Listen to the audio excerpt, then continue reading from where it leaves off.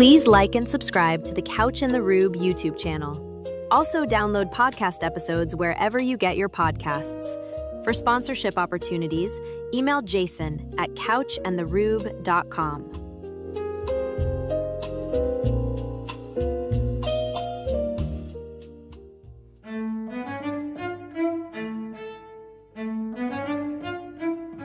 What do you get when you cross a know-it-all newspaper columnist with an awkward, unsophisticated everyman? Yeah. Well, I'm just not sure about that right now.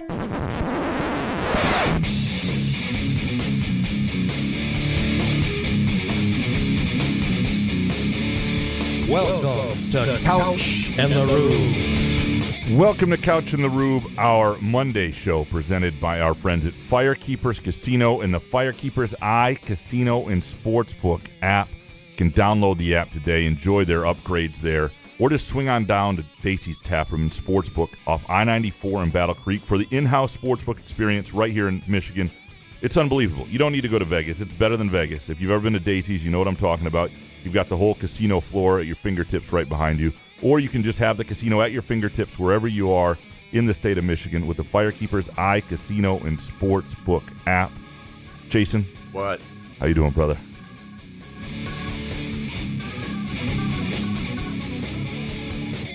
Death, taxes, and refs trying to job a Detroit sports team. Especially with my Lions, I see it all the time, bro. At least once a season, there's one game, one result where it's like, how do the refs miss that? How? And it again, more times than not, it usually results in a Lions loss because of it. What's up, buddy? How you doing? Tony Dombrowski with his wisdom on the refs. That's an old Tony D yeah, clip because he doesn't do them anymore because I think he has a job now, so he has to But yeah, I had to go back to last year's Knicks series for that clip. But anyway, kind of can't blame the refs, but yeah. This one wasn't on the refs. No. Not at all. No, but you can still blame them because they're complete ass, and the NBA's ass, and It was the actually, Tigers are ass. This loss was on Game 5, though, for the Pistons. Like, the Pistons should have won Game 5, and then they'd be out of the series playing the Knicks. Like, all this stuff about how, well, they're just not as... But they didn't have a shot against the Knicks. That's why it's not as heartbreaking. You don't think... I mean, they beat the Knicks, 3-0 in the regular season? So. And killed them? I don't care. Don't care. Yeah, but that was the team that won 60 games and had the 1 seed. That team I recognize. Yeah, but there's I something don't recognize about this team going 7-game series against two teams they're better than. And even if they get past the Knicks series, are they going to do anything against OKC or San Antonio in the finals? So it's not as heartbreaking because you didn't feel like you had a shot. And it's actually the best case scenario in some ways, and not. I shouldn't say that, and not in every way. The best. You case, had the Cleveland money line last night, like you. Well, of course, but the best case scenario actually was that Jalen Duren showed up as a player who was a real emerging star in this postseason. They were better than everybody in the East at the very least, and you knew you really had something. That's the best case scenario. That didn't happen. Short of that, Did you parlay the Cavs, Guardians somehow into something that's going to stretch out through? Once Jalen Duren turned out to be ass. Yes. Yeah. Or at least underwhelming. Dude, it's complete ass. I have never seen anything like it. Never seen anything. Once that happened, this is the best case scenario because what you need now, you have clarity, and it's going to cost a lot less. And what you didn't do is lock yourself into a situation where, that's your other guy besides Cade who you've paid. But I was ready to do that, though. Yeah. Well, throughout the season. Glad you didn't. Well, of course. But, I mean, now that we saw what he did in the playoffs. Yeah. But no one saw that coming, right? James Edwards did. We're going to have him on I think maybe we'll have him on Wednesday because, I'm sorry. I mean, you couldn't tell me throughout the season that he wasn't a guy that you were ready. I mean, yeah, the Supermax was heavy, and he got there because of the 65-game rule, but so what? I was ready to anoint the guy as number 2 and to no-show in a Game 7 like that. That's the main problem, Graham, is just absolute no-show. And then I have to watch the Detroit Tigers, and they can't score any runs, and they're striking out 10 times a game. And then I have to watch Jeremy Fears highlights on Twitter and have to root against him. So I hope he sucks in the NBA Combine so he comes back, because no one will tell me that he's coming back for 100% short. So sports blow right now. A couple things. One, if you're not betting against the Tigers on Dave Flaherty's pitch, I mean, he was like, the Tigers are only plus, I mean, the Blue Jays, were minus 130. with a great Stop pitcher. telling people to bet against their favorite teams. It's the people that listen to this podcast have favorite teams, and I know you're probably right, but who wants to do that? at this point. First of all, this is not, I'm not saying bet against the Tigers in the playoffs or in a big game. I'm talking about bet against them when Flaherty starts in May. That's it. Yeah, but that's like 3 seasons ago when we were doing that because they sucked, and it's just like that was the point of it. Now we're trying to get out of that because that's like a funk that you're in when you're betting against your own team. Well, then don't come to me with your financial troubles if you're not doing it. All I'm saying is the money is just sitting there. It's ridiculous, just sitting there to be made. Couch has it all figured out. This gambling thing. I do not. It's devastating millions of our young men. Calling 1-800-GAMBLER. Always bet responsibly. Don't come with me with your financial problems. Yeah. Bet responsibly when you download the Firekeepers iCasino and don't Sportsbook bet golf app. then. If you have, I'll tell you about my financial problems. Thank God for Goddard up in the PGA Championship. Aaron Rai, congratulations. Was not happy he won.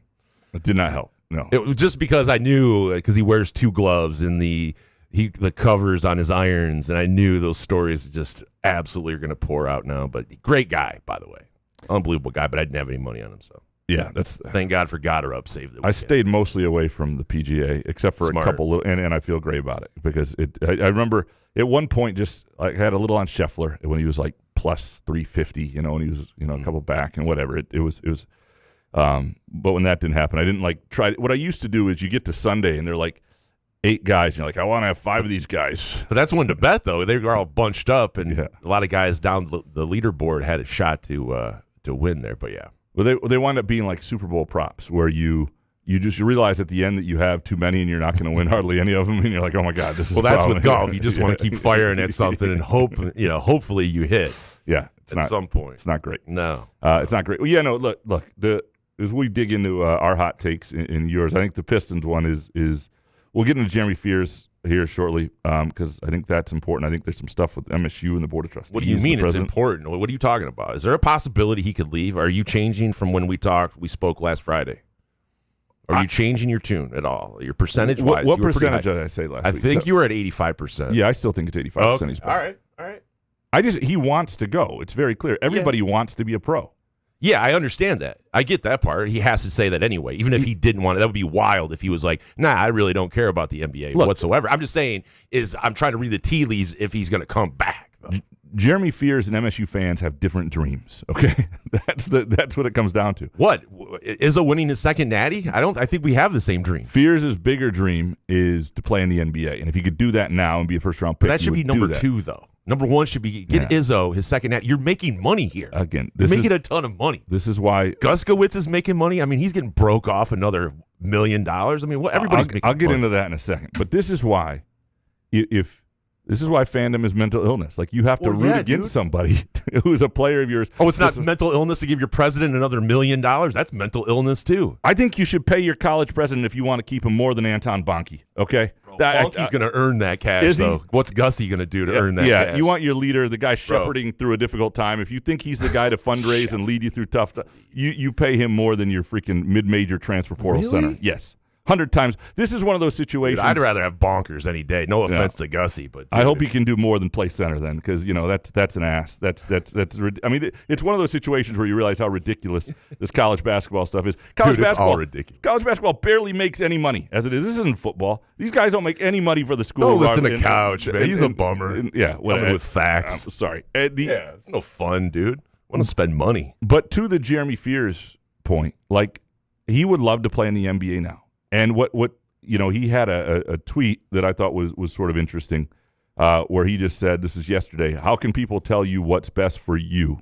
And I think he ultimately has, he's analyzed this in his mind. If he's not going to have guaranteed money, or at least enough that it makes it worthwhile to go, that he's going to come back.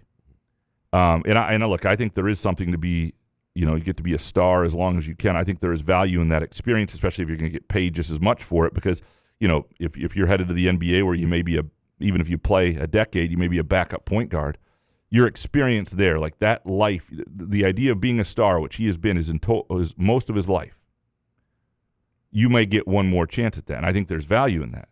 But ultimately, this fan base that is supposed to be, with him on everything is telling, he can see it. He can see them hoping that he sucks. So, and that what's best for him is to come back. But we don't mean it, though.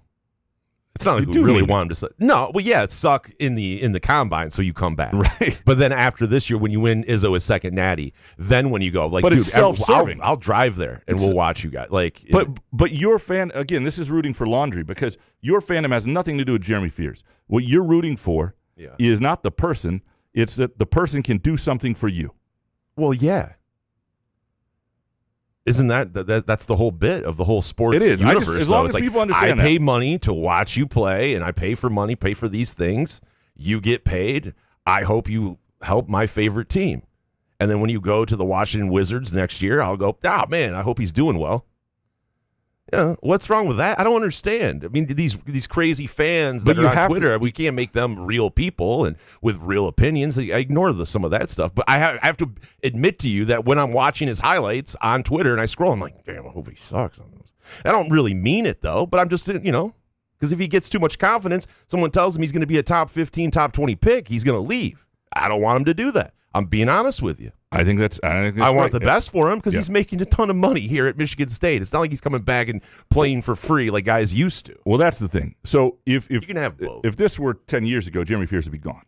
All right, and because he wants to be a pro and he could be a pro right now. I think he'd be what he's doing would make him not just a second round pick, but a second round pick in the sphere of where you probably get quite a bit of guaranteed money, like the top 48 or whatever it is, top 42, whatever that, I think it's 48 is where the money stops. But hold on, give me some Hoff real quick. I'm going to look something up real quick. Hoff.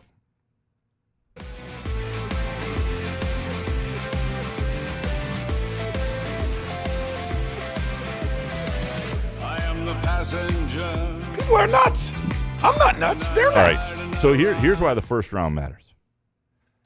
If say he's the 30th overall pick, if he hears that, and let's say he's getting $3.5 million at Michigan State, which maybe he's not getting quite that much, but even if he's getting that much, that's 1 year where a guy who's had a very serious injury is the wrong word because he was shot, but you know what I mean. He's at a situation where you didn't know if you were ever going to get back to this level. So he's got a leg situation, right? And you would get around $12 million roughly. You get guaranteed over a 4-year deal. Okay. So $12 million versus like the guaranteed money is just there. Now, if you're say he's the 40th pick, right? It's less guaranteed money, but you're still looking at $2 million a year over 4 years, maybe 3 years. So you're still looking at. Look, I think when he gets to the second round, it probably makes sense to come back for a couple reasons. One, this year's draft is really, really good. If he comes back, improves parts of his game, has another great year, stays healthy, and Michigan State wins again, not just given his improvement, but given the weakness of next year's draft, he's probably a first-round pick. And so he can have the $3.5 million at Michigan State and then even more money next year because he becomes a first-round pick. I think that's probably the financially wise decision. I think right now he is caught up in his dreams. He's seeing when he's at these combines that he's good enough to play with these guys, and he'd love to have that right now. And it's not going to be what is. But then you have his dad's tweeting stuff out there, and his look. Oh boy, what's his dad tweeting? Well, no, his dad's just sharing certain things about being a first round pick or whatever. Jason Richardson's his dad would like him to be a pro. He would like to be a pro. They would all like to be pros. Does anybody want to be a legend though? Does anybody want to win Izzo his second natty? You want to win? You're still going to make $3.5 million next year. He wanted to do that last year. I know, but is it brought up ever? Is it ever brought up? Oh, I'm sure. I was just saying. I know I have the passion for Tom to get his second natty, but I just wonder if some of these players, I get it, that's your dream. But is it at all your dream to be a legend at Michigan State? Because you have the opportunity to do it. I know it sounds like a broken record because I've said it before, but I just wish it could be talked about. I think he cares about that to some degree. I think he'd like that. What degree? But I think what's also hits home to these guys, and they know the love of fans is conditional, right? Trey Holloman was all in until he decided he wanted something else for his final year, and everybody said, piss off. Well, right? He also went on Twitter and said some things. He did, but they were some innuendos. They were out on him before that. People were pissed. Yeah. It's a new way of college basketball, and you leave us to go see Will Wade. And then tweeting out certain things and talking about different programs. I don't know. It was more complicated with Trey, I believe. Okay. But I don't think anybody, you're going to be bummed out. It's just natural. You're going to be bummed out if you're a Michigan State basketball fan and Jeremy Fears leaves. You're going to be pissed. There are only two ways to stay loved in the college basketball realm. And one is to either exhaust your eligibility or exhaust it reasonably before going to the NBA, to the point that it makes sense in people's minds and they get it. Or you have to die. And I've said this before, because it's like Diego Jota with Liverpool. Who? Liverpool guy died in a car accident last June. Right. And he's beloved. Trent Alexander plays out his contract. He's a Liverpool guy, comes up, leaves for somewhere else, and everybody hates him. So there's that side of things. Like, you have very few choices to keep this conditional love. And what I think Jeremy Fears is realizing is all these guys live on social media and they see what's happening, is that the world out there doesn't seem to be right with them, right with their dreams. Like, what he would love right now, and it's not the reality of this world, is people go, man, I really hope you make it. If you come back, that's great. We'd love that. But, like, obviously we're rooting for you, the person. And they're not rooting for you, the person. They're rooting for what you can do for them. And so you start to realize that more and more. And he already knows that. All these guys know that. But you really feel it when you're in this situation. You don't know how people feel, though. I do. Just because it's someone. Stop. First of all, these players need to get off social media as much. I know it's impossible to stay off all the way. Right. I understand that. But some of these guys, they get sensitive, and like, who is saying it? Like, you know what I mean? It fears like all these people know what's best for me. It's like, okay, well, yeah, it's called fandom. It's no problem. I think that you can separate the two. Like me, I'm just an idiot. I'm being honest with you. I would like Jeremy Fears to come back. Obviously, if he doesn't, he decides to go, I'm going to be bummed. But it's not like I'm going to be rooting against him for the rest of his career. I think you can be both.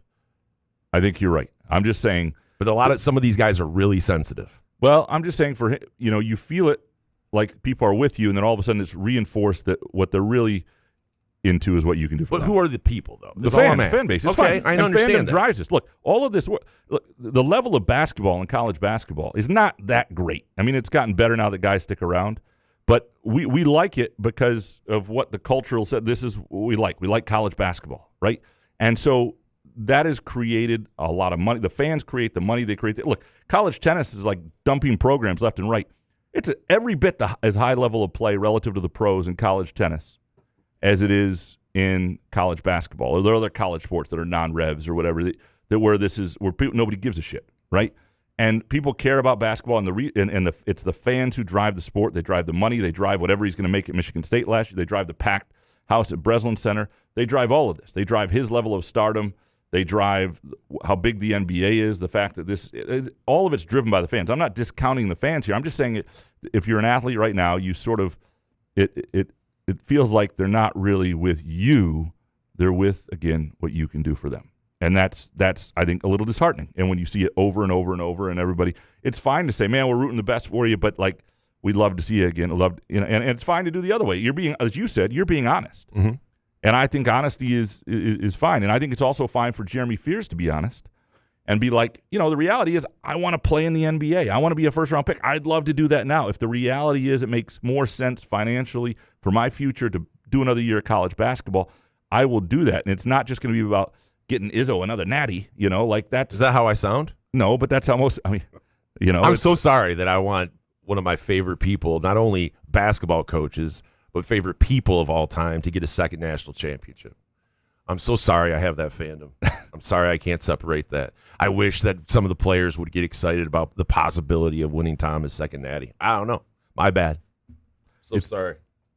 I think they are. I think they're But it's like Riley Green, with the Tigers. If he all of a sudden goes to the Cincinnati Reds, I'm not going to like Riley Green anymore. Is that like, is it because it's like a college basketball thing? Like, we can't, these guys are making a lot of money now, and I thought that we could kind of have the feelings, the outward feelings, without getting shamed for you can. I'm just saying he's reacting. You don't want anything bad to happen to the player, obviously. You don't go crazy or death threats or something stupid. There's nothing illegal or immoral even about your feelings. What I'm saying is this is his reaction to, and I think if you're a player and you're 21 years old and you haven't really, you've known it's conditional, but the first time you really feel it, and you see it out there because these guys see when they have a shitty game, people get on social media, or when they lose money because they didn't hit a gambling prop. Right. People are on there going, I hope you die. Like it's like it's. You should hear those guys on the golf course, the PGA Championship. It's absolutely insanity. Yeah. I would never go that far at all, but yeah, I'm just being honest with you. When I see the highlights of the summer league, whatever they're doing, pre-draft camps, I'm going, damn, I hope he sucks today. We'll get into more of this with the listener takes because there's plenty on Jeremy Fears in a little bit. Do you have another take? No, buddy. Let's get into this ethics code Okay. Come on. All right. So So the trustees, I'm fascinated. yeah, a couple things. So there was a Board of Trustees meeting last night, sort of emergency, unscheduled until the last hour. Did that scare you at all when you heard that? You're like, oh, no, because I'm a parental leave. And it's just okay. I contractually can't work. So Nice. it's not like vacation Okay. where they can call you back and go, hey, we kind of need you to do this. You're like, nah, I can't. I'm not. Yeah, sorry. I can't do Baby, that. loaded diaper. Can't do it. Cora. Cora's pooped. I'm sorry. And they do it during a Pistons game, so F them, But the not that they weren't more entertaining than the Pistons game. So the board gets together. It's a little contentious. There are a couple components. The Kevin Guskiewicz salary bump is sort of one element of this, but and I think the less important element. It's important as if they can keep him. So part of this is without apparently him asking for it or talking to him about it. Now I have my doubts that he wasn't aware, but they basically doubled his salary to about $2 million a year, and that may seem like I think he's a pretty good president, or at least he's been a pretty good leader for them. I think a lot of people over there feel that way. I know these are tough times for colleges, but that's when you want a good leader. It's like, you got the state legislature threatening to cut 60% of state funding to universities, and you're cutting just because you're cutting. I know a lot of people say, well, they're cutting jobs, and so it's bad optics. Yeah, it's bad optics. You're cutting athletic programs, and you're paying Anton Baki a couple $1 million. Like it's the optics ain't great, right? None of this is great. But ultimately, this is the most important single person at your university, more important than Jeremy Fears. It really isn't that relevant in the big picture of the basketball team wins next year. It really doesn't matter that much. Now, because you don't want the program to fall apart completely, but whether they have Jeremy Fears or not is a lot less important whether you have great leadership at the top or good leadership with the right leader, the person you want. So if people I've read or might be interested in him, or if he's frustrated, and this is a way to help make sure you retain him, $2 million in the day and age when that's what a lot of the athletes on campus are getting, doesn't seem that unreasonable. Making a third of what the men's basketball coach and the football coach make, or whatever it is, that doesn't seem that unreasonable. Maybe half or whatever it is. So that's fine to me. The interesting part is, so there's the thing that was to vote on a new code of conduct and ethics for the board members, and the idea is that the board will be, they'll be punished if they don't act as one. The idea is to punish board members who sort of speak on their dissent, and there's been a lot of dissent lately, and some of it has to do with Spartan Ventures and other things, and that is frustrated. It sounds like Guskiewicz and the administration a little bit, and I have mixed feelings on this. I don't think the Board of Trustees at Michigan State over time has been that functional an outlet or a body. And I don't know that voting in a state election is the best way to get them. I don't know that we get the best people doing that. I don't know that because ultimately, I think a lot of times these people are voted without many people even knowing who they are. They're based on name recognition or whatever it might be. It's just, I don't know that that's the best way. You don't know Mike Ballo? No, not when he's coming in. You don't know Rima Vassar, dude? Not before they're elected. Oh. And we don't pay a lot of attention to those. So I don't know that that's the best way. You also don't know. I don't know if you want just political appointees from the governor or things like that. I would love to see some sort of mix of a couple statewide spots that were voted in, a couple gubernatorial, appointees. A couple people voted by faculty, whatever it might. I don't know. There's got to be a better way to do it. I don't know what that is. I think it is complex because a lot of people don't do the statewide elections and they have dysfunctional boards. It's not perfect. And I do think if you're supposed to be representing the voice of the people and you are elected, is the way they do it, though, you probably should have the right to speak out and dissent. Now, you should do that with your name behind things, but some of the people have done that recently.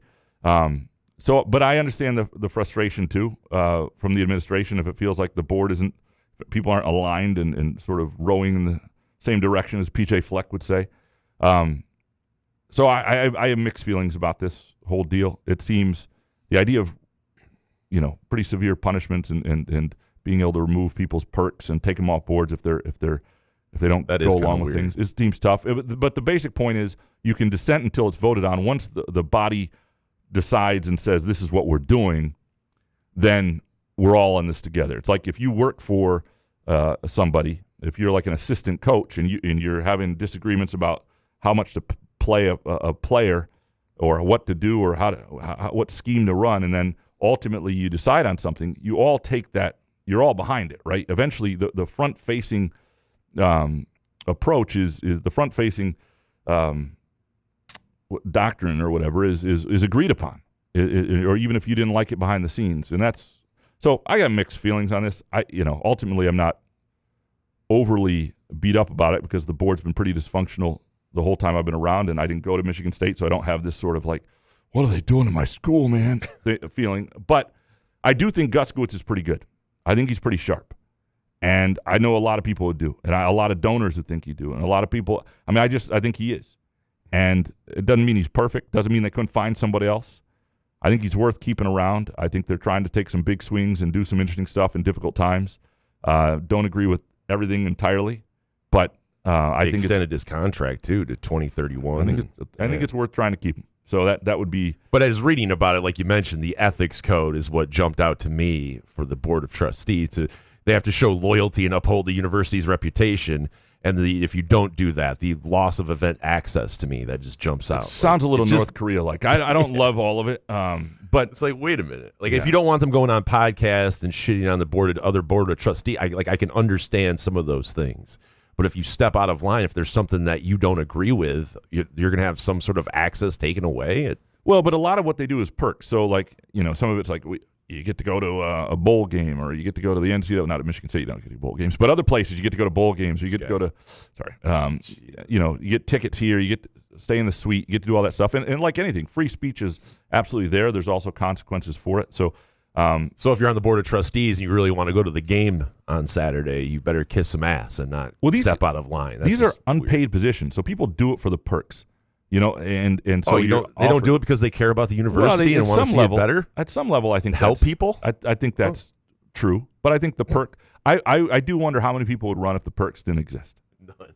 So that's, Zero. And we should keep in mind that it is an unpaid job, that these are volunteers. Anyway, it's been a fairly dysfunctional body for much of my time being around, even when I was growing up. But mixed feelings. The Guskiewicz contract thing does not bother me one bit, and I get the optics and all that. So you think he's earned it? Well, it's tough for me to. The market. What does a president do to raise your salary that much? I guess. So, give me 1 second. Give me some Hoff. About to get some lats. I ride through the city's backside. I see the stars come out of the sky. Okay. So I don't know that, and I don't know exactly Anton Bonke's salary, but I know he averaged 10.6 points, 8.3 rebounds last year at a high mid-major, good mid-major conference in the American. Is that guy worth a couple million? Right? Like, is that what the market says so? The market says, and Izzo even said in the piece I did with him where I talked to Izzo, that he had higher offers even than that. The market is what the market is. If there are people coming after Guskiewicz and you want to keep him, and he may be weighing his options because the job is not, he doesn't feel like he has the support the way he wants it or everybody aligned, then the market is what the market is. That's what I'm saying. It's not whether he's earned it yet or whether things have gone well. I think he's certainly a better leader than their previous president. I think they've struggled to get the right person since things went south with Loanna K. Simon. And if in that, we're talking a decade ago now. And so if you feel like you have the right person in place, I just don't think it's, I don't think it's that much money to help them put up with some headaches. And I also, frankly, don't mind a little bit of disagreement on the Board of Trustees, but I do understand the idea of alignment. I do understand that one of the problems Michigan State has had over time is when, there's dysfunction or there's backstabbing and I don't mind dissent. I don't mind people saying, I disagree with this. I don't like this. I think that's part of what it's how that comes out. What sort of, is there any two-faced backstabbing bullshit that goes with it? If it's just somebody doing an interview where they say, I disagree, this is what the board said, this is what we're doing, but I thought we should do something different. I don't see anything wrong with that. I don't think that's even that unhealthy, as long as you're not making things dysfunctional beyond that. If that makes any sense. All right. So, should we dig into these listener texts? Let's do it, man. All right. Dominic up first. Couch asked about my fandom. Not that I owe your judgy ass an explanation, but I chose my teams in early childhood by who was on television in Alabama in the mid to late 80s. Alabama, huh? All right. Celtics on CBS and TNT. Bears on CBS every Sunday. Cubs on WGN every day. That okay, bucko? And bonus. Jason will now say in a perfect pitch donut voice, "You don't choose fandom, Dominic. Fandom chooses you." Dominic, I didn't even realize, frankly, that you grew up in Alabama. Jesus. So that explains. You and Mad Dog, apparently. And he's in Arkansas, right? Oh, well, actually, he's back. He's back. Mad Dog's back in Lansing. I think he's doing a show now. But anyway. That's have him on. Look, I was a Cubs fan-ish for a while growing up because they were on WGN, right? You came home from school, it was 3 o'clock. I was a Braves fan. Yeah. Because of Smoltz. And TBS. TBS, my grandpa always had it on. Yeah. Anything that happens as a kid is, and if you hang on to it, that's great. That's completely explainable. So that's all I asked. Thank you, Dominic.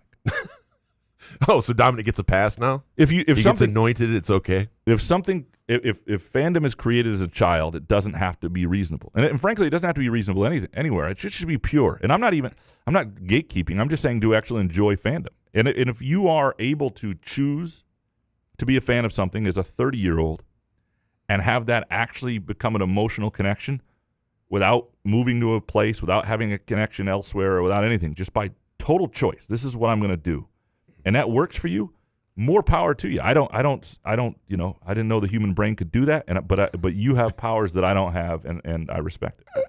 Congrats, Dominic, on getting your fandom anointed by Couch. Adam, did you see Jeremy Fears' recent tweet about people trying to tell him what's best for him?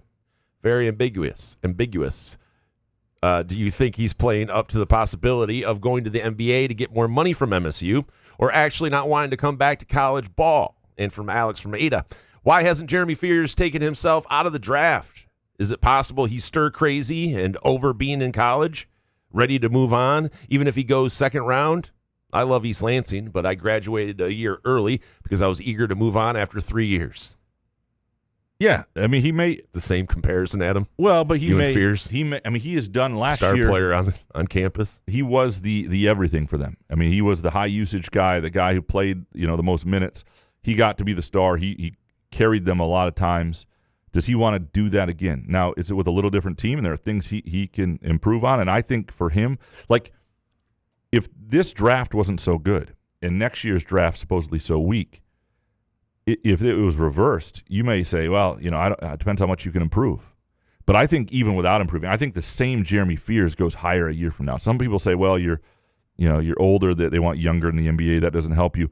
I think that can hurt you a little bit with earlier draft picks where age matters more. I think when you talk about guys, teens on up, late teens, 20s and beyond, they're looking less stars and more for guys who can actually make it and contribute. And whether you're 22, 21, 23 is less important. The odds that you're going to play a decade with the same team anyway are pretty small. So I don't think his age will be a big difference. I think the question is, can he get himself – and the other thing is NBA teams think they can develop guys too. So if an NBA team looks at him and says, we think we can work on your shot, we think we can work on your left hand, we think we can work on different things and get you where you need to be, then that's fine. Like Bryn Forbes, now he used all his eligibility at Michigan State, but he's a guy developed greatly in San Antonio. And part of that was Popovich. When Bryn Forbes would play with Austin in the G League team, he would play that rookie year. He played like half his games with San Antonio and the other half down in Austin. He'd go back and forth, and they made him play the point guard in Austin. And he was not a point guard, but the whole idea was we need to get your ball handling, which was never great at Michigan State, to a level where you can be a two guard in the NBA, which it's not right now. So you're just a shooter, and so you're going to play the point down at the G League. So there are lots of ways to develop somebody, and maybe that can be done while he's making a good salary, and it's not so much the cutoff anymore that existed previously at the out of the first round, no more guaranteed money. That doesn't happen anymore. So there's guaranteed money well into the second round. So it's what experience does he want? How does he want to spend next year? What risk? Where does he want to bet on himself? What does he want that to look like? And ultimately, I think Michigan State, though, and I'm sure the financial stuff has been discussed, but my guess is he's not trying to squeeze money out of Michigan State right now. I think he knows what the offer is. He's trying to figure out. Because he saw Guskiewicz get broken off, so he's like, hey, man, you're paying Gussie that much. He'll be making more than the school president next year either way. Does that bother you? No. Well, why would it bother me? I don't know. You seem like a Gus guy, like you're backing him on this. So. I'm not. No, it doesn't bother me. Though. 100% raise. Teams. I don't care. University's crying poor. We're giving this guy another mill. We got into the tweet previously. I think he's just like looking at the response from a fan base that is. Yeah, stop doing that. Stay off social media. Stop looking at responses, though. Spartan 231. I genuinely don't understand Fears leaving. Why not make $4 million next year, improve your stock, and then go to the NBA? $4 million is more than most people make in their entire life. Well, a couple of reasons. One is you see all the money being held up with the CSC and the College Sports Commission and some of these NIL deals. I don't know that it's as simple for any of these guys. I think, it sounds like a lot of money is being held up that's being promised. So this stuff may not be as simple as knowing the money's going to be there. I don't know if that's the case with Fears. You get a certain amount of money that's going to the rev share. But I was talking to Izzo about this, and Izzo said very bluntly, any school that has major football, men's basketball is getting $4 to $5 million usually. So that tells you where Michigan State is for the rev share. And so beyond that, everything's coming out of these deals with Playfly and Learfield and all that sort of stuff, and quasi-legitimate NIL, and some of which is getting held up right now. And you had that case go against Nebraska recently. And so ultimately, I think that money will get to people most likely. But it's if you're in the NBA, you don't have to worry about any of that bullshit. Right now, either you're stuttering or I'm not picking it up because it's a what. So the dream next, if Jeremy Fears leaves, the flaws in Izzo's portal approach will be exposed. You've indicated he wasn't considering guys that would make more than the existing roster. Meanwhile, the existing guys are going to maximize their opportunities regardless. Loyalty needs to work both ways. But this is the problem with the system. You have this college pro sport thing that before an NBA draft that without this stuff doesn't exist anywhere else. There is no way because I still think Fears is coming back. That's my if I had any intel that said whatever the percentage I gave, 85%, maybe I feel a little less strongly on that, but I still think it's 75 or above. I think he's coming back. But so how do you recruit over that? How do you recruit despite that?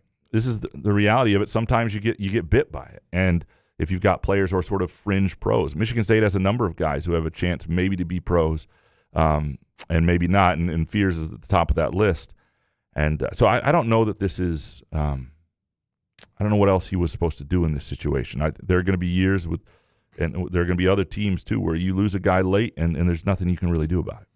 Keith Stupera next. I don't think Fears goes, but if he does, what's the plan for point guard? Is there anyone in the portal or someone on the roster who gets a look? Well, I think they would add one. They would find, now the level of that player, I don't know. I think certainly, Carlos Medlock Jr. would, they like him a lot, be a true freshman. And it drops MSU's ceiling quite a bit from having a fourth-year guy who's been an All-American, who's sort of been through it.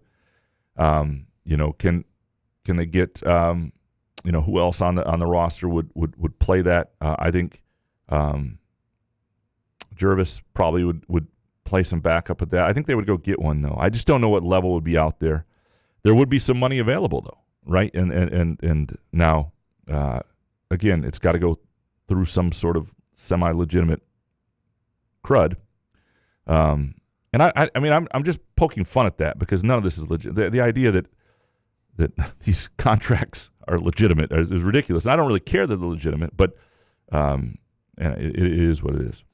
Dino Spumoni next. For Jeremy Fears, it is now more the question whether he wants to come back to play college versus needs to come back to play college to improve his draft stock. The only things that could improve his stock are a growth spurt and more threes. I don't see his or MSU style displaying much more volume.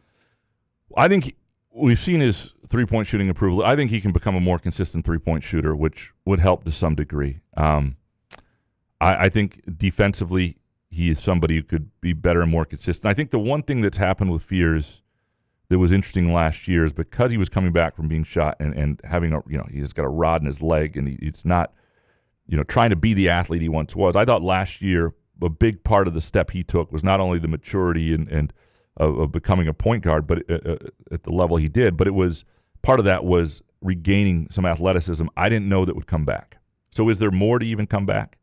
He's not great going both ways right now on the drive. There's improvement to be done there. There are ways he can get better. And the other thing, again, is the weakness of next year's NBA draft, at least as it's perceived.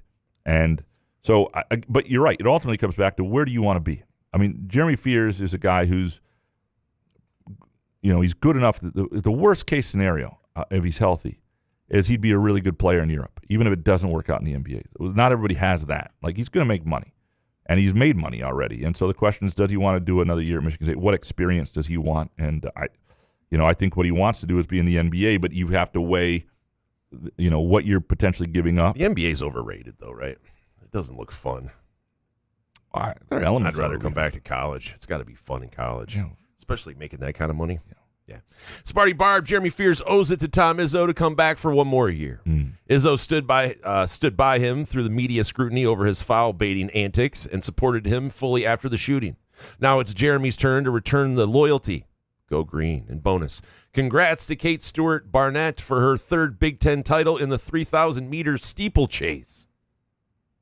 See, if people just like the steeplechase, they won't worry about Jeremy. Is that with Fears. the horse? No, the horse steeplechase. Have you never done a steeplechase on like a track? Yeah, is that the one where they throw the piece of wood in the water in the puddle, and you got to jump over the puddle? Yeah, it's like right. But you have to run like a far way though. Like there's no way. Yeah. Yeah. We used to, when I was like 12 years old, we'd go over to MSU's track, and we were kids, like during the '92 Olympics when we were all into the track and field, and we would run the steeplechase over there and try to do it. It was the long. I was busy trying to replicate the dream team. Oh yeah, you were all doing the steeplechase. I was doing makes sense. Yeah. To the idea that Jeremy Fears owes Izzo anything. He does. She's right. I think Izzo has been incredibly loyal to Fears and has been great to Fears. And if Izzo feels, or if Fears feels that that's, and I think some of that reciprocation is, Fears not making waves about trying to get the most money he can elsewhere in college or anything like that. I do think he cares about legacy. I do think he cares about Michigan State, and he cares about Izzo. And Izzo has backed him. I mean, part of the reason Trey Holloman left was that he knew Jeremy Fears was Tom Izzo's choice. And look, it was the right move by Izzo. Izzo knew what Fears' potential was as a point guard, and I think it was greater than Trey Holloman. But he had backed Fears a long time ago, and he's backed Fears the whole way. I don't think, Fears gave him one heck of a year last year.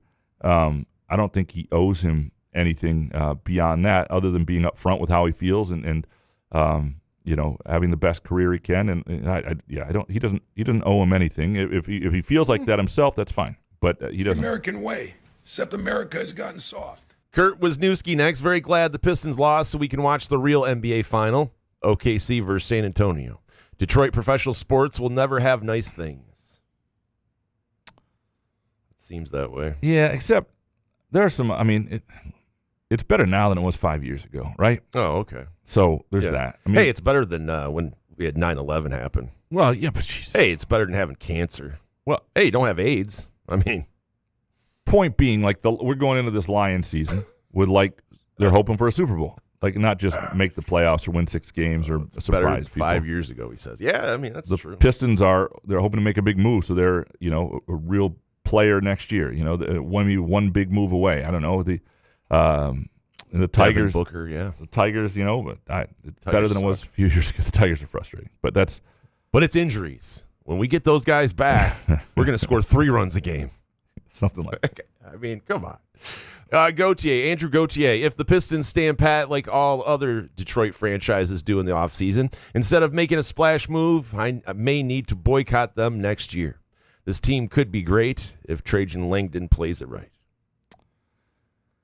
I think that Trajan Langdon does not fall into the same category as we've talked about with Brad Holmes and Scott Harris of not making the move everybody wants him to make, because this is the first real offseason where that's been evident that he needed to make a move. Yeah. If he had traded Jalen Duren at the trade deadline, everybody would have been like, what the hell are you doing? That's risky. And now it would be like, okay, we get that. And he needed to see this play out, and he said that at the trade deadline, even though there are some national writers who are, Kevin O'Connor and a few others who are struggling with this today. Just liking to shit on people to be relevant. But what happened? Sorry, I'm sorry. My national writer takes need to be. We retired. just need to know what you're talking about. Well, this guy, Kevin O'Connor. Yeah, he's just giving shit on, like, how did the Pistons let this happen? How did they get to this point in the season?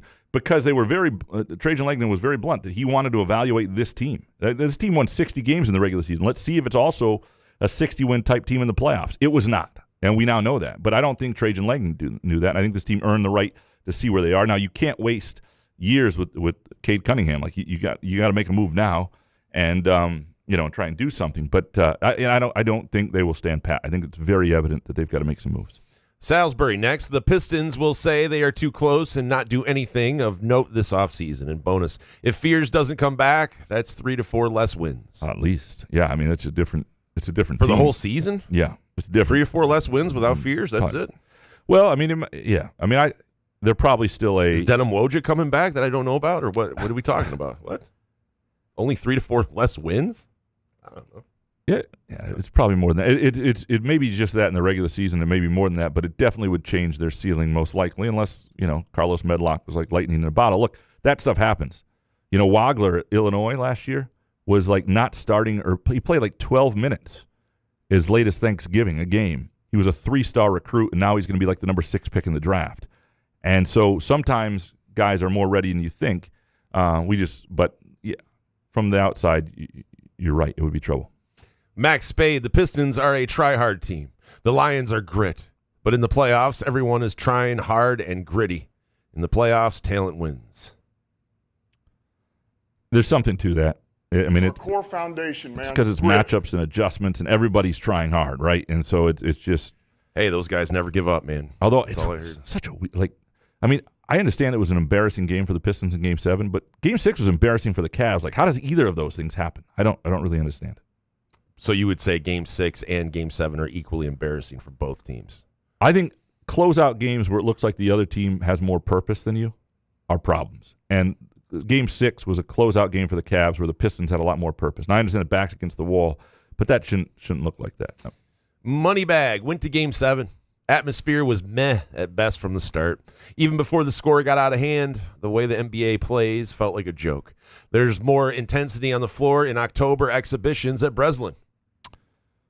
Yeah, well, there wasn't much to cheer on though. They didn't. It was pretty ass from the start. Yeah, it was. Are you talking pregame when everybody still had excitement?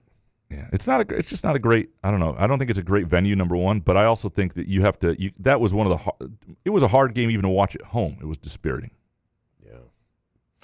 All right, Spartan 18770. Number one, when you leave a paid off and still modern arena like the Palace, with all the rich memories of a back-to-back championship dynasty, your organization deserves last night. And two, college fans. The player isn't ready for the pros. They need to come back for another season. Translation: they can't leave. How dare they put their self-interest over my needs and unrealistic expectations of them? This is not my burner. Spartan's too clever for it to be your burner. Yeah, it's fair. But look. But yeah, that's exactly right. That's exactly what I said. And I think as long as people are honest about it, that's fine. I would say, I would stop at how dare they put their self-interest over my needs. I would never say some shit like that.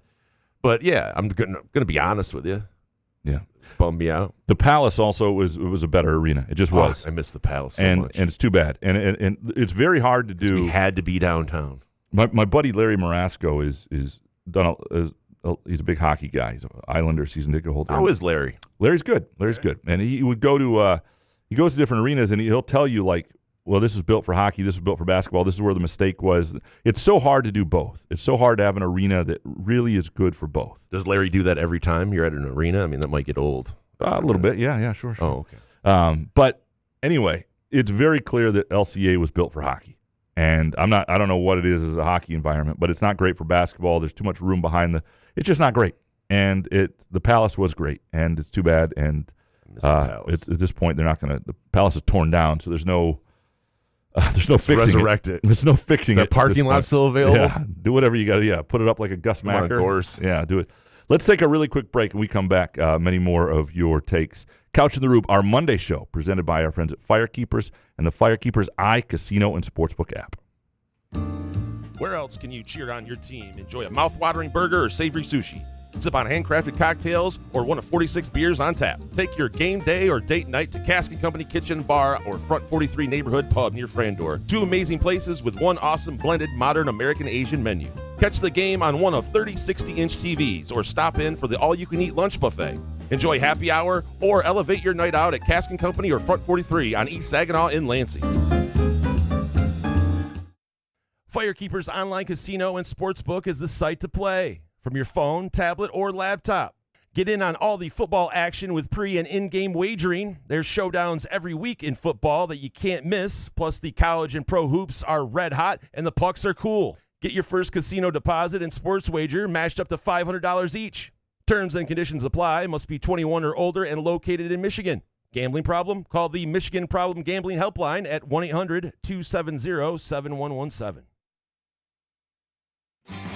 Come enjoy irresistible, award-winning, handcrafted donuts and locally roasted coffee at Groovy Donuts. Surprise your family or coworkers with special holiday designs and flavors, or put the perfect finishing touch on an event with a custom order. Birthdays, weddings, gender reveals, our friends at Groovy Donuts are your answer. Experience the Groovy Donuts difference for yourself on Lake Lansing Road in East Lansing or in Williamston. Get more information or place an order at groovydonuts.com. Please like and subscribe to the Couch and the Rube YouTube channel. Also, download podcast episodes wherever you get your podcasts. For sponsorship opportunities, email Jason at couchandtherube.com.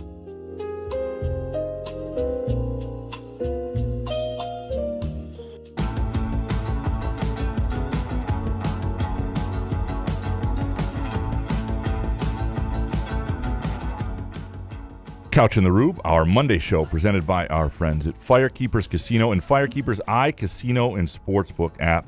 Download the app today. You'll like how user-friendly it is. Major upgrades to the Firekeepers Casino and Sportsbook app. And also, Firekeepers Casino right there off I-94 in Battle Creek. Outstanding. Like, if you've been to Dacey's Taproom and Sportsbook before, you know what I'm talking about. If you've been to the casino, they got great restaurants, cool casino floor, just a good vibe there. At Firekeepers Casino, and of course, download the app, Firekeepers Casino and Sportsbook. Richard Kane next. Number 1, the big question for the Pistons has nothing to do with Duren. It's whether Cade gets his head out of his rear end in the playoffs. They can't have their top guy playing like he just woke up from a nap. And 2, the Tigers team hailing from Michigan, fans hope they would never be bad again. But they swing at the breeze and drop to their knees as fans scream, "Oh no, not this crap again." Good poem. Good poem. That's one of your best, Richard. I like his poems. Obviously. They're very frustrating right now. It's unless you're putting money against it's one of your best. When Flaherty's pitching, putting money against him. Nice poem. You guys so excited. Yeah, no. I do think the bigger question is Duren. Cade's going to be Cade. Cade's fine. Cade was exhausted, I think. There's too much on Cade. Carrying Duren. Yeah. Carrying the team. Carrying some of these guys, yeah. I mean, you got to, who was their number 2 in the postseason? Tobias Harris? Yeah. It was like 0 for 6, right? I mean, so. Well, in Game 7, yeah. Right. You need Tobias to get you 20 in a Game 7. But he's a role player who's aging. Like, that's your number 2. That's a huge problem. Cade, a lot was put on him all year, and I think he just ran out of steam. I think it was more defensively. That was the disappointing part as well, is how much, that was our bread and butter is the defense. And a lot of these guys like Duren were loafing in a lot of those games. Well, and Isaiah Stewart, too. I mean, he's just unplayable almost. Right. I mean, really, their big guys just got killed by the Cavs' 2 big guys who were outstanding. Frank Wagner next. I'm fully expecting little to no changes from the Pistons after the clusterfuck of Game 7. That's just how things are in Detroit. Great is the enemy of good. And bonus, I got to do public address at a high school soccer match that ended in a 0-0 draw. 0-0, if you will. But I didn't find it boring. Am I becoming a soccer fan? Well, they're not all boring. Yeah, that's the thing. It's not about the score. Boring. Obviously it helps when there's a goal or two because people, especially if they're not soccer fans, want a little bit of scoring. But it's really about the pace of the game and the intensity to it and the types of attacks. Is it up and down, or is it? You can have a game that's, most Arsenal sometimes wins games 2-3-1, and they're still boring as shit because Arsenal. What was the exciting part that you were the public address announcer, so you had to stay awake because it's not like you could be bored and all of a sudden you have to say something. Frank, you and I should talk. I think this is good. I think this is you're headed to a good place. Big John Hogg. Number 1, if Spurs stay up and Graham doesn't send donuts, I'm still buying a spite dozen. None of this cutting in half BS. And 2, the Tigers being this bad has us all Googling stuff to do with my wife. This sucks. 3, if watching men's sports makes me gay, either of you two got dinner plans later? We're all 69 because we're all gay for sports. Yeah. Well, it was your cousin's. It was my in-law's boyfriend, Matt. Yeah. Matt, who said, yeah. Matter of fact. I actually have a picture of the guy, too. We appreciate that. Yeah. Groovy Donuts is here for you, regardless of whether Spurs go down. Yeah. No. Yeah. Your sexual preference has nothing to do. Groovy Donuts will make, if you are, yes. Yeah. I was going to go too far with this one, but I won't. Go for it. No, I was going to do like I want a rainbow donut. Yeah, when Pride comes around, if you want to do, just go to groovydonuts.com. They will do some Pride donuts for you. I was gonna do it. I just didn't, I don't know if it was the best way to do it. I am worried that the Spurs are going to stay up at this point. It was not encouraging. We do need them to lose to Chelsea tomorrow. I love when you malfunction. Sometimes your wokeness just overloads. Skyler, anytime Graham complains about MSU fans being irrational about Michigan, oh, shit. Just remember how he acts about Tottenham. He is just as irrational in his hatred about Tottenham as any MSU fan is about Michigan. It's fair. No, that's a fair point. And I understand why people don't like Michigan if you're an MSU fan.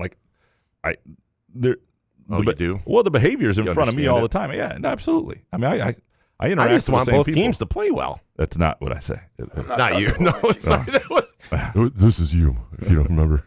This was your voice. I mean, I obviously can frustrate some Michigan State fans and some listeners on here once in a while, I'm sure. But my interactions over time with Michigan fans, especially going back to the early days when I was on Twitter and starting at the LSJ, have been, I've gotten a good sense of the worst of that fan base, for sure. Don't worry. The amount of people I have blocked on Twitter, I would say, is 80% Michigan fans. Really? Because, I mean, not 80% of Michigan fans. I'm just saying 80% of the people I've blocked are Michigan fans just because of, the crude behavior or other things. Yeah, it's more asinine people have come after me on social media that are Michigan fans than any other group of anything, including any sexual orientation. Chris Eastlick. Number 1, having to interrupt the PGA due to weather stinks. I remembered my friend Graham, though, and made sure to acknowledge how much it wasn't ideal. I was watching, too. 2, Graham will ask me about the weather before Cora's first softball game, before he responds to my congrats on being a dad text, and before Dominic gets his Halo Sport. What's with you, dude? Just go back through your text. I do need to go back through some more. Yeah, it's sorry. I think Harry sent one too, like, hey guys, what's going on? The couch is in my defense, stonewalls them. I do need to go back through some. And there's some I thought I responded to that I did not, including a couple of people I was sure of it.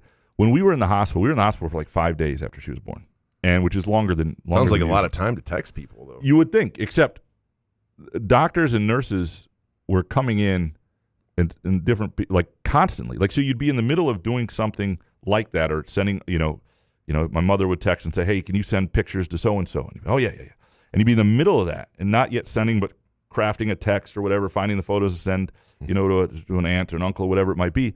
And another person would come in and they'd want to talk. And so all of a sudden, you forgot your ignoring Spot too. Oh, that was my favorite picture you sent me. Yeah, but yeah, Spot sitting outside looking out the door. It's like, wait, asshole, let me in. What's going on? So there's been there's so not only Chris, don't worry about it. It's Spots. I need to go back through because there are a lot of people, and I appreciate everybody who's reached out, and it was very cool. I'm just saying none of it was intentional to be a jackass. It never is. Professor Will. By the way, before he gets, I do respect this from Chris. I think we've talked about this before with the weather interruptions. Oh yeah.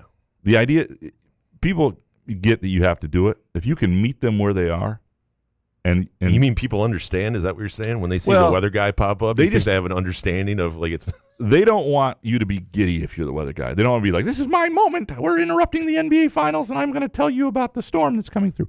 They want you to be speaking with regret. Like, I get it. We're all watching. You should have a picture of your manager, your station manager in the corner, and go direct and have his email address, and a picture of him. And if you have any issue with me breaking in with this weather report, send it to this guy. He's making me do this. 100%. I'm trying to watch this too. I don't want to be here either. That sort of thing. Yeah, absolutely. Yeah. Professor Will Ferrell is the best SNL cast member ever. And bonus. No post-game show needs 6 former players standing or sitting talking shit for the 20-minute halftime. The ESPN crew with Barkley Shaq, more watchable, but the Amazon group with Blake Griffin and Carmelo was atrocious. I've liked them at times. I don't know. This was because I wrote this down in my notes. Okay. To be one of my takes. So, Professor, because I don't care about these halftime, these pregame or halftime shows anymore, but it was such a weird group of players. Like, they just think that you have to put 4 former players up there. That's not what makes Inside the NBA great. It's Shaq, Barkley, who don't watch the sport, just would rather joke. You got Kenny Smith and Ernie Johnson, who are trying to keep it serious. They give you, because do you really need the X's and O's during a halftime? Do you give a shit what those guys talk about? You want it to be funny, kind of loose like that. You got Dirk, you got Steve Nash, Blake Griffin, and then Udonis Haslem. And it just isn't a good group of 4 guys. 4 legendary guys. I mean, guys that I would listen to talk, if they talk in basketball, but they don't really get into the X's and O's during a halftime show. It just seems like it just was a very forced kind of show, and I didn't enjoy it. But Amazon during the year, right, was known for having better basketball analysis than some others. I didn't watch because you have Nash and you have Dirk, but it's like they're going to give you some boring, just standard stuff at a halftime level. If you get those guys in it where they have an hour to talk sport, to talk the game of basketball, like Nash did with LeBron, like if you're into that, I'm not into that kind of, ball talk, but I can see that. But I'm more watching it to be entertained and see what these guys are going to talk about. Yeah, no, it's not a perfect. I don't mind that. And Haslam and Blake Griffin. I mean, Blake Griffin is a funny guy, right? Didn't he try doing stand up? Like they're just monotone voices. It's just you have to have a certain voice. Just because you know ball doesn't mean you're interesting. That's fair. All right. Scotty Green's El Camino. Number 1, Tigers blow. Pistons choked. Fears going to the NBA. Football team has a new coach, but means nothing yet. Couch tells me to expect all other MSU sports to suck. At least we have donuts, flannels, and Cora stories. And 2, imagine having a job where your employer says, you know what? You're so good that we're going to double your pay. Guskiewicz should donate it back and help all these sports that are going to disappear in this NIL era. Well, so should Anton Bonke, I'm just saying. You got to get off bonkers. Sorry, he's taking some hits here. Some strays here.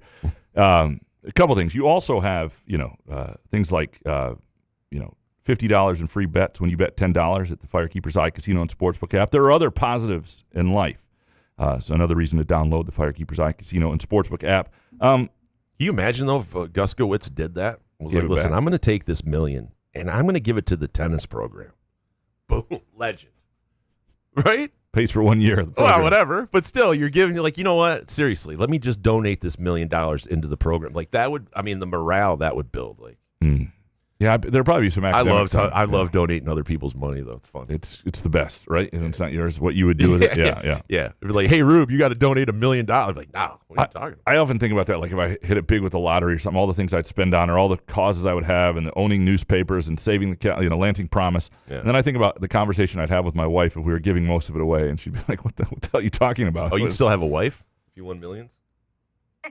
Would you leave Therese if you won? How much money would it take for you to leave Therese?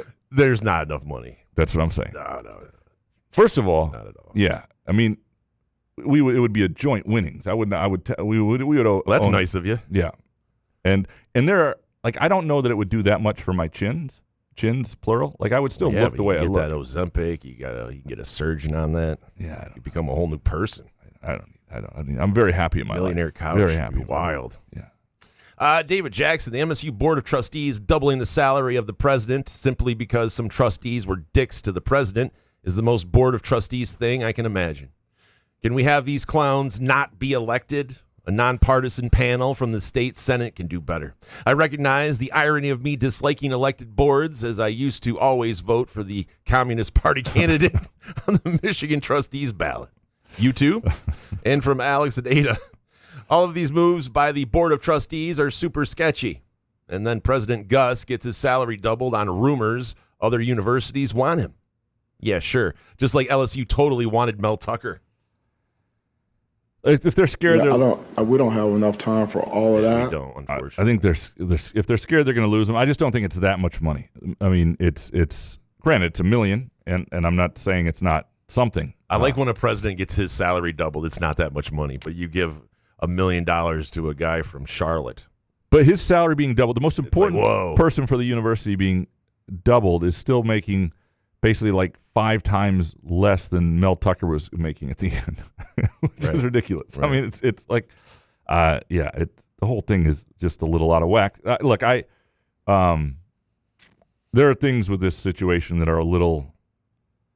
But why did they host or have an emergency? It felt like an emergency kind of what's meeting to because do it. I feel like news was coming that they thought they were going to lose him like this week. There's something else there. There's no doubt. Everything I read saying that he had no intention of leaving. Right. And did they do it because I don't know. But you couldn't wait till today. Right. Do it? Right. Did it? And apparently, it didn't violate the Open Meetings Act. I don't know because you have to give notice on all this stuff. But I'm reading the tea leaves, Graham, and I don't like it. You don't like it, huh? You're offended? After I'm reading the tea leaves in this whole situation, I don't like it. Fart soup. Last night's Board of Trustees meeting was the greatest 15 minutes of public broadcasting I've seen since the Red Green Show went off the air. Man, do they hate each other. Q Couch's rant on voting for trustee positions.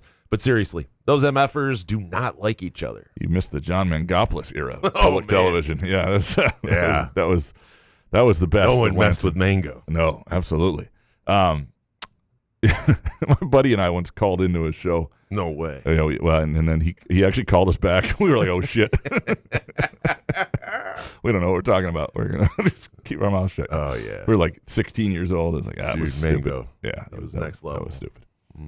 All right. Matty B, I'm not saying you're wrong, Graham, but I finally think we have something good with Spartan Ventures, and you told me last week it's not a good thing. Being an MSU football fan is one repeated kick in the junk. Haller gets booze from me. His NIL execution set us back a decade. Well, I didn't say Spartan Ventures was not a good thing. There are elements of it that I understand why people are nervous about. I never said Spartan Ventures is not a good thing. It doesn't fix everything immediately. It's not like this is this bank account just to pay NIL. That's not what it is. That's not how do we get one of those? Well, technically, you're not supposed to be able to do it, but nobody asks any questions because my profession sucks. Mm-hmm. And so, and I'm not saying that we should be some high and mighty, hold accountable on every little thing with this because the whole system sucks.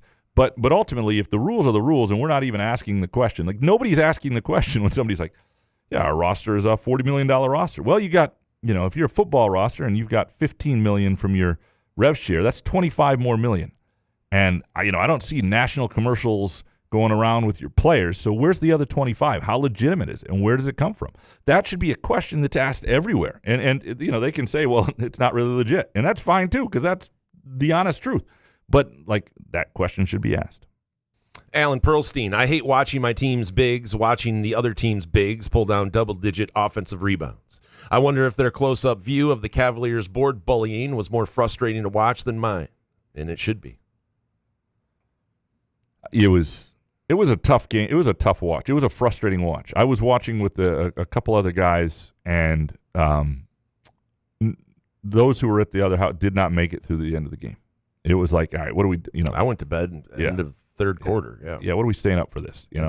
Cora's going to get up when she gets up. I need to get to sleep. This doesn't help. Surprised other dudes were over. Are you saying that you watched it with other dudes? Yeah, not at my house. It was at somebody else's house. Oh, okay. And I went over there, and that otherwise, we're not in a position to, have people over right now. Spartholomew, death taxes, and a Detroit team putting together such an ass performance in the postseason, it makes you question if making a serious trade deadline move or moves would have even made a difference. And bonus, Fears is gone. Rest in peace, the season. Yeah, I don't know that he is. I don't think he is. But again, I think there's some unpredictability with, look, Jeremy Fears Sr., I don't know, his background, but he transferred quite a bit. His kids didn't play in the same high schools very much. I mean, there's a little bit of unease with that, right? It's a little different family than and I'm not putting him down. I don't know him as an adult, at all really.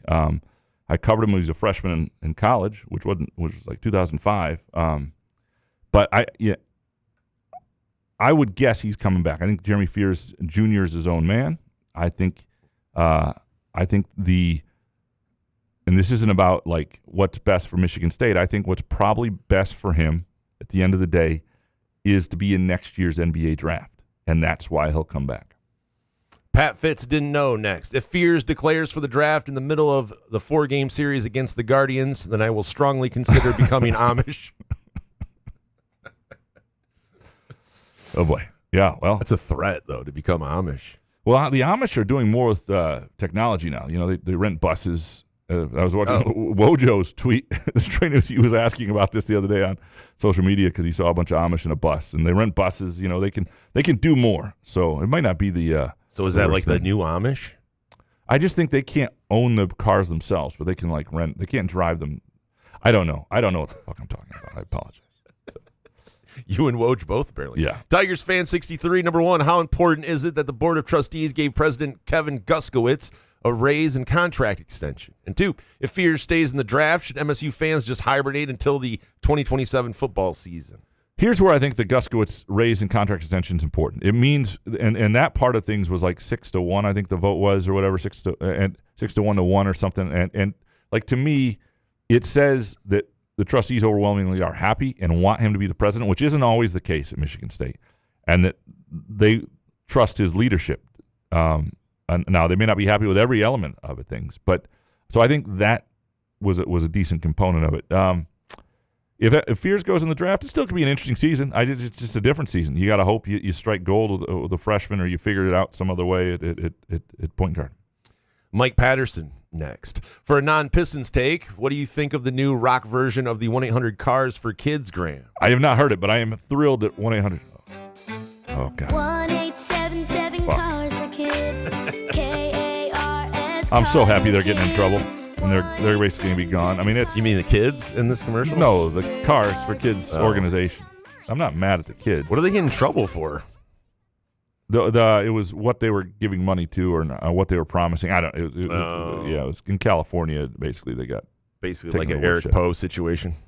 Something scammy going on. You just can't figure it out. It drives me everywhere. Nuts. I tell you, it pisses me off at the same level watching like Detroit athletes do commercials with Eric Poe.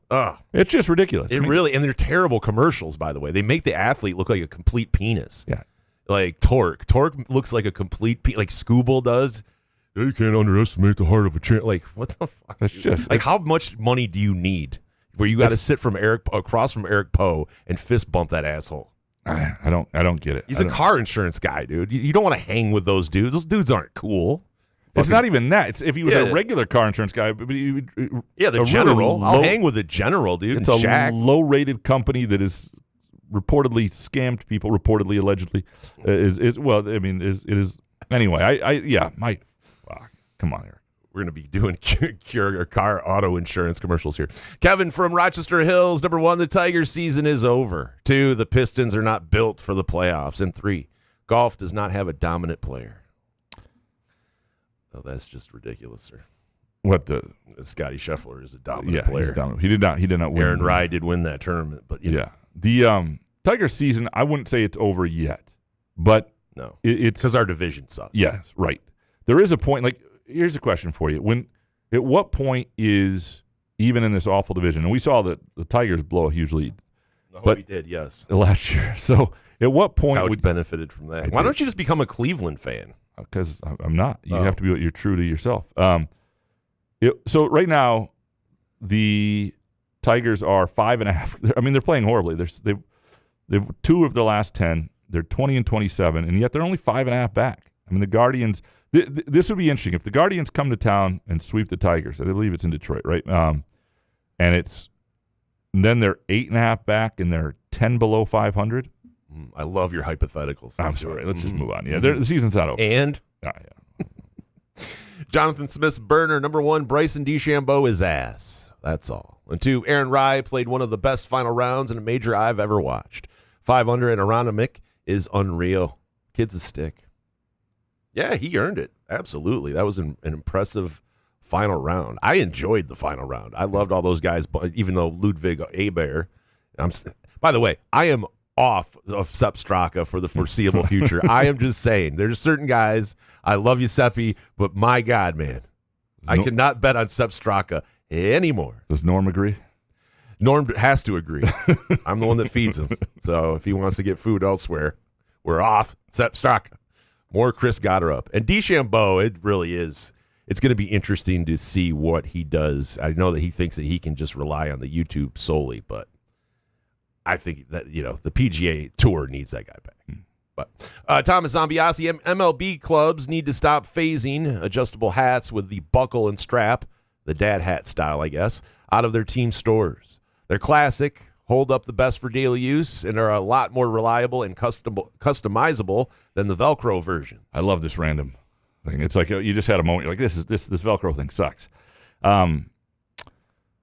Wait, Velcro version of a hat? Yeah, Velcro back, like or instead of like the for like an adult. Yeah, I guess. Yeah. Oh, okay. Yeah. If I see any Velcro kind of thing on the back or the strap thing, it'll never fit my head. Little pro tip from a new dad, by the way. If you're gonna wash anything with Velcro, you got to put it in a little bag that zips up like a little mesh bag, because the Velcro sticks to things, gets ruined. You gotta do it. And even if you've got poop in there in the actual thing, you can get it still will clean it. You'll be. New dad couch tips. Yeah. I love them. It's like when you thought that you created when you're in a shower and you have it real hot, and then before you get out, you turn it real cold. Couch thought he invented that. No. And I got this from a friend of mine. I didn't invent this, but a friend of mine told me originally. You didn't invent hot cold? But it's not just that. There's the third component. It's the fan has to be on you as you come off. You have to sort of air dry with a fan on. Good Lord. Yeah, it's the whole scenario. Rigmarole, yeah. John Johnson, if you lost Harry, why don't you bring on Jason's friend, who Jason said won like $50K? LOL. I'd tail that over Harry and Graham's minus 300 parlays. Is that Michigan friend Jordan? Yeah, dude. Yeah. He's crazy, though. Yeah. You don't want to tail. He has a level of sweat that I will never comprehend, and he's wheelbarrow balls, dude. So, I'd rather bet it. Give you an example. I have the Cavs money line last night, and yet it's at a low enough number that I am rooting against my own bet. Like I don't want dumb. I don't want to ever be at a point where I'm sweating out that sort of thing where you're like, oh my God, I just. But you're not like a Pistons fan, though. Well, but I like the Pistons. It's easier, right? I want to see them do well, right? But you don't have the fandom, so it's easier. It would be easier to do. I mean, it sounds dumb what you're doing, because I would hate every second of that. But I have a fandom. You don't, so. Clint One Ball Baney, number one. My wife no longer calls me Clint. She calls me One Ball. Thanks, guys. You're welcome. He started it, though. He did. He called himself One Ball. 2, Jeremy Fears will be playing in East Lansing next season. And 3, the Red Wings win the Stanley Cup in 2028. See, y'all good news here. I just want to play it. It is time for the Detroit Red Wings Gambling Update with Gramanito Couch and Jason E. Clint still got one testicle. Fears is coming back, and the Red Wings are going to win the Stanley Cup in a couple of years. It's unbelievable. Boom. There you go. Start a rumor about yourself having one testicle, and now your wife calls you One Ball. MZA, abolish Detroit sports. Bonus. Izzo has an odd love affair with recruits who have weird parents. Who's weird now? Who's getting weird? There are a lot of weird parents out there. Oh, yeah. Couch on fire. That was another rough Detroit sports weekend. Pistons complete no-show at home in a Game 7. And 2 whole runs in 2 games from our ferocious Tigers. Please give me some hope. The Lions are. I really think the Lions. I mean, I don't know what they're going to do this year, but going in. Jared Goff. This is still only like the 4th or 5th season of my lifetime where I think the Lions are entering the season with us having serious hope they're a Super Bowl contender, right? Yes. And so that's still we're on national TV 5 times again. Yeah, it's still way different than that is the hope. When football season arrives, the Lions, I mean, and obviously things can go wrong. They did last year. But it's a much better place than most of our life where we were just hoping beyond hope they were better than they appeared. Do you think if I went to church during the season just to pray for no injuries to the Lions, is that blasphemous? It's worth a shot. Is it blasphemous? No. Though? Why would it be blasphemous? I don't know, because I don't want to, you go to someone's church just to pray for no injuries for your favorite NFL team. If they ask you, oh, what are you coming here for? Are you trying to broaden your horizons? You're trying to repent for your sins? No. I think they would happily have you. In fact, you should go to People's Church, where my friend Haley is the associate pastor. And she's fantastic. She is entertaining as hell. She would even incorporate you into the sermon, I think. That's just what I want. Yeah. I just need a corner for myself. Jake Hawkins, number one, last night sucked ass, but perhaps maybe the refs were pure ass because the NBA was already marketing the Cavs in the Eastern Conference Final. That's obviously what they wanted. NBA is starting to feel like the WWE in tank tops. In the words of Bill Maher, I don't know it for a fact. I just know it's true. And two, call me a conspiracy theorist, but I think Robert Kraft had the Patriots game versus the Lions moved to Germany because he knows if he keeps Vrabel as head coach, opposing fans will give him and the team so much shit, like chanting, "Where's Diana?" Clap 5 times, he says in here. Lions fans would have been ruthless. And I love that conspiracy theory, by the way. 3, I know there's a lot of season left, but it looks like my prediction of 91 wins for the Tigers is going to fall short from many damn injuries and players making errors that you'd expect from a Little League team. Swept by the Mets and Red Sox, who fired their managers. Pretty pathetic. It's been pathetic. 91, they're not going to get to. I think, if you got a season wins over 86.5, I would be stunned if they get to. Not stunned, but like the idea that you could win that division with like 84 wins, though, is still possible. And that's what you got to hope for the Tigers. Or that they have one stretch where they just get really hot and they get healthy. And, that's when can we start to panic? Well, because that's the question. Yeah, and here's the thing. I used to say this about the Tigers, is all I wanted from them, and this is when they had no hope, was to get us to football season playing relevant baseball. So we had something. And so the question is, if you're doing the couch drinking game, take a shot. Here it is. Can you get to mid-August with still being somewhat in the hunt? I don't know. So you want to be teased. I just want to know that we have some sort of competency. That's all, but whatever. All right, and finally, the jerk guy to get us out of here. Trajan Langdon really screwed the pooch by not making any offensive moves. And bonus, farmers' tans should be considered sexy. Do you consider a farmer's tan sexy? I have one, so yeah, I would have to consider it. Same. I don't know if it's sexy, though. Don't think I would go that far to, look at it and go, it's not like a bikini tan line or something like that. And then when you take your shirt off, it's just bright white. Yeah, that happens. Yeah, it's got to be weird for a chick to see that. Yeah, no, my wife's seen that a lot lately because I just it's just because he's just not even dressing himself. Well, no, it's the things that Cora spits up on. It's like all of a sudden I'm like, oh my God, it's still coming. Or poops on you. Like, I'm not wearing that. It's just like, good Lord. Yeah, what is wrong with these little kids? I don't know. You talk to them. Vomiting, shitting machines. We had one night where I went through 4 shirts, and Elizabeth came downstairs, and I was just sitting there with Cora. She was just in a diaper, and I was just in my boxers, and we were just sitting there on the chair, and we'd given up on clothes. So she's like, Dad, soccer is boring. Yeah. She sleeps through a lot of soccer. That she does well, which is great because she's not allowed to watch TV. So we don't want her eyes on the screen, Parenting tips. Yeah. All right. We appreciate all of you for producing our show and listening to our show and putting up with us. We appreciate Firekeepers and the Firekeepers Casino and Sportsbook app. Download the app. I think you'll like it if you haven't tried it before. If you have tried it and haven't tried it in a while, I think you'll love what they've done with it. Or you can just go down to Dacey's Taproom and Sportsbook on I-94 in Battle Creek at Firekeepers Casino. We'll be back, I think, Wednesday. Maybe we'll try and get James Edwards on. Talk some Jeremy Fears, some Pistons, some Knicks stuff with him. That sounds like a good guest for this week. Good show, man. Yeah, man. Couch in the Roof.